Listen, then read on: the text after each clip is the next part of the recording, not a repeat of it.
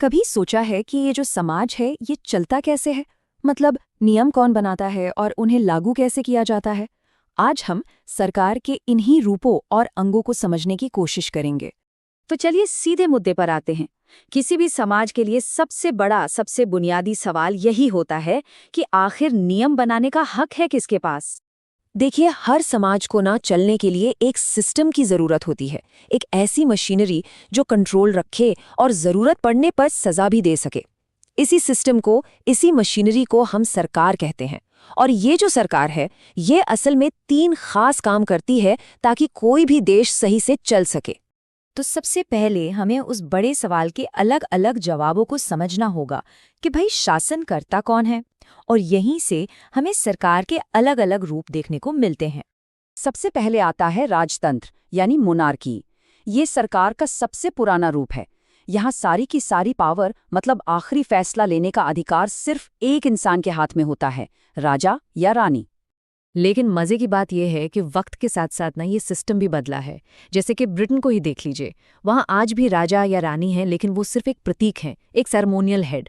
असली राजनीतिक ताकत उनके पास अब नहीं होती। फिर आता है अभिजात तंत्र यानी एरिस्टोक्रेसी।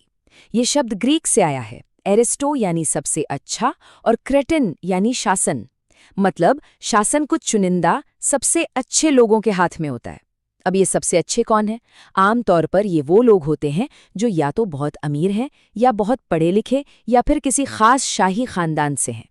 और फिर है तानाशाही, जिसे हम डिक्टेटरशिप कहते हैं। राजतंत्र की तरह यहाँ भी शासन एक ही व्यक्ति का होता है, लेकिन एक बहुत बड़ा फर्क है। तानाशाह को गद्दी विरासत में नहीं मिलती, वो इसे जबरदस्ती, ताकत के दम पर हासिल करता है। और एक बार पावर में आने के बाद उसकी सत्ता पर कोई रोक टोक नहीं होती, वो किसी के प्रति जवाबदेह नहीं होता। तो हमने 3 तरह के शासन देख लिए। अब ये एक दूसरे से कितने अलग हैं, ये समझने के लिए चलिए इनकी तुलना सरकार के आज के सबसे मशहूर रूप से करते हैं। तो ये टेबल देखिए, यहाँ सब कुछ बिल्कुल साफ हो जाता है। एक तरफ है राजतंत्र और तानाशाही, जहाँ एक इंसान राज करता है। दूसरी तरफ है अभिजात तंत्र, जहां कुछ लोग शासन करते हैं। और फिर आता है लोकतंत्र, जहां शासन कई लोगों यानी जनता के हाथ में होता है। और पावर आती कहां से है? राजतंत्र में विरासत से, अभिजात तंत्र में ऊंचे रुतबे से, तानाशाही में ताकत से, और लोकतंत्र में सीधे जनता से। तो अब जब हमने सरकार के इन अलग अलग रूपों को समझ लिया है, तो चलिए अब अपना पूरा ध्यान उस आखिरी और सबसे ज्यादा इस्तेमाल होने वाले रूप पर लगाते हैं, यानी कि लोकतंत्र या डेमोक्रेसी। लोकतंत्र की सबसे अच्छी परिभाषा शायद अब्राहम लिंकन ने दी थी। जनता की, जनता द्वारा और जनता के लिए सरकार। इसका मतलब क्या है? सीधा सा मतलब है कि शक्ति जनता के हाथ में है। सरकार बनाने में जनता की हिस्सेदारी है, और सरकार का काम जनता की भलाई करना है। लेकिन सवाल यह है कि जनता शासन करती कैसे है? इसके 2 तरीके हैं। एक है प्रत्यक्ष लोकतंत्र यानी डायरेक्ट डेमोक्रेसी, जहां लोग खुद ही कानूनों पर सीधे वोट देते हैं। सोचिए, जैसा पुराने जमाने में एथेंस में होता था। और दूसरा है अप्रत्यक्ष लोकतंत्र यानी इनडायरेक्ट डेमोक्रेसी, जो आज ज्यादातर देशों में है। इसमें लोग अपने प्रतिनिधि चुनते हैं, और वो प्रतिनिधि उनकी तरफ से कानून बनाते हैं।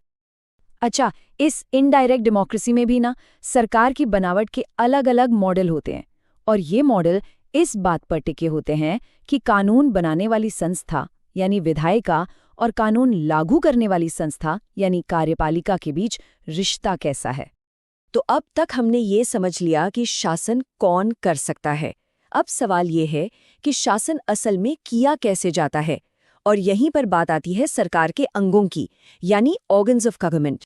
यहाँ पर सबसे जरूरी बात यह है कि दुनिया की लगभग हर सरकार, चाहे वो राजतंत्र हो या लोकतंत्र, अपने काम को मोटे तौर पर 3 हिस्सों में बांटती है।